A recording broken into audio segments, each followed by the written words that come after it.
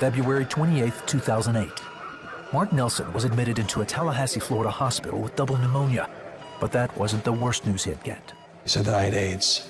The virus was in my system for, they said, 8 to 10 years. Now in ICU, Mark began to reflect on his childhood and the decisions he had made in life.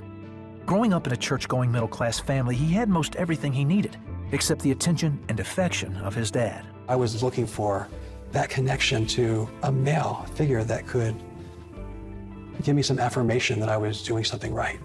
He did find a father figure in his youth pastor at church. At 13, Mark was doing his best to stand out and to be admired. He did get kind of like arrogant, to some extent, and proud. I would actually tell other people that I knew more than them, that I was better than them, that God loved me more than them. Seeing the strife and division Mark was causing, his youth pastor pulled him aside and chastised him. I thought he was rebuking me as a person, and so when I left that youth group that night, I was weeping and just hurt deeply. Now, instead of spending all his time at church, Mark found another crowd. He started drinking and doing drugs. Then he got into pornography. Me into a very broken world. A broken world that led to a growing attraction to men. Throughout high school, Mark kept his same-sex desires hidden, but in college he started testing the waters and found acceptance among the homosexual community. For 7 years, he kept his secret from his parents and co-workers.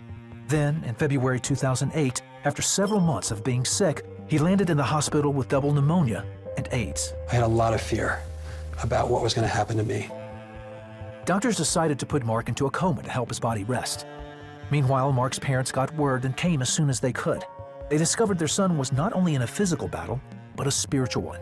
And when we went into his room that night, and we went over next to him to pray for him, I heard this voice say, "We have him, stay away from him."